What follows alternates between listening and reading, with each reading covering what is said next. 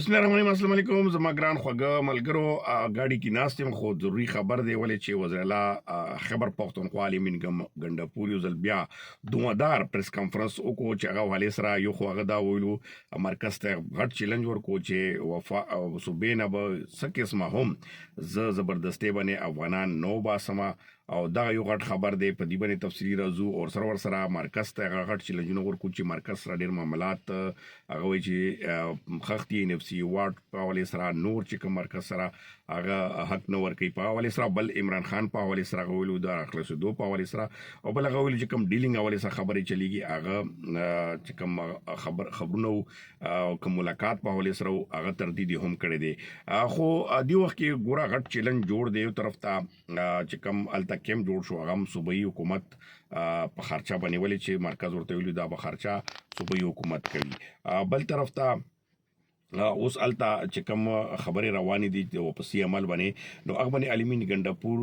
په ول بزو په دې خبره راشم چې افغانانو لپاره لګدا خیر خاص کر چې کوم صوبه کې خیبر پښتونخوا کې پاتې کیږي نو هغه د لګ تسلی لګ سانس واخلي چې هغه ویلو چې یو قسم هم زبردستی افغانانو سره په صوبه کې نه کیږي او پولیس ته ځلي انتظامیه ته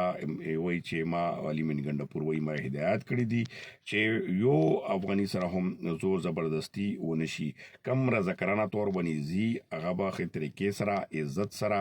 او ښه پروتوکول سره به واپس لیږم. علي امین ګنډپور دغه وضاحت چې کوم کو یقینا چې اوس په افغانان چې کوم خاص کر خیبر پښتونخوا کې دي نو هغه بلک تسلی سره غشي بیا خاص کر چې زم چې پاکستان کې نور زینو کې هم دي نو په کار دا چې خیبر پښتونخوا ته ځن ورسي. بل هغه دغه خبرو کا چې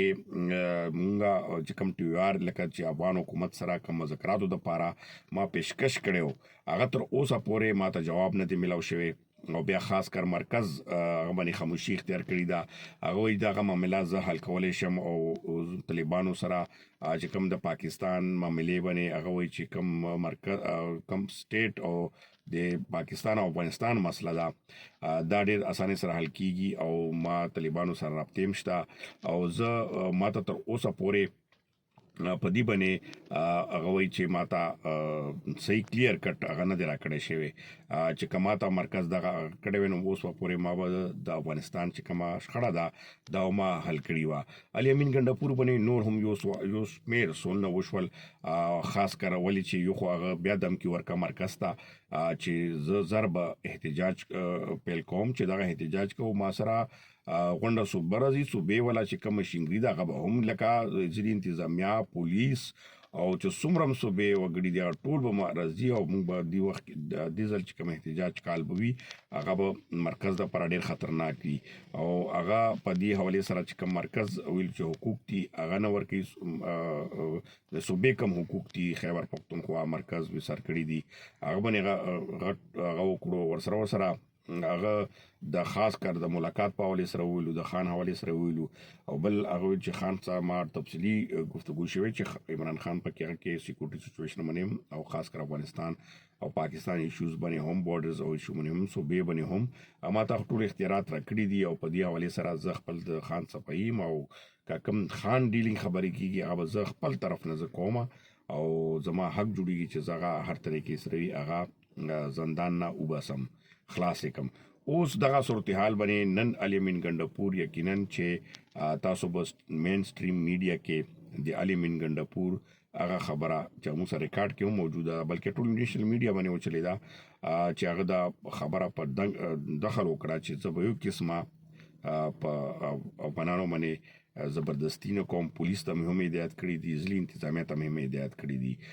اوس دغه مین سټریم میډیا باندې یقینا چې کې دي چې دا خبرونه ډېر نشي هایلایټ ولې چې دا او د پاره بدغه ځي خو علي امین ګنډپور بیا د بنک سټایل کې وروته او مرکز ته غټ چیلنج ورکو. اوس ګورو به چې علي امین ګنډپور په خپل خبرې څومره ودرېږي او مخته د سچويشن باندې څنګه ځي خو دغه یو ذمہوار کس د صوبې مشر یقینا چې هغه خبره عام خبره نه وي نو ځکه مرکز د لپاره ډېر غټ چیلنج جوړ شو او ډېر زیات پریشانې دی وخت کې چې موږ وروتوم نو دغه خبرونه چې کوم نو یقینا چې مین مرکز چینل ته به دغه کیږي چې دا خبر ډېر زیات هغه نشي خو خبر آلریډي په دې باندې خور شوی دی او موږ یې تاسو سره هم شیر کو نو موږ دا اخیری هغه دی چې تاسو پته ولګي چې علي امین ګنډاپور مخکې څه کوي نو که چا زما چینل نوی سبسکرایب کړئ ملګرو نو ریکوست دا نه کوم چې چینل سبسکرایب کړئ او کمنټس او رائے خپل ضرور راکوئ ډېر مننه خوشاله آباد اوسئ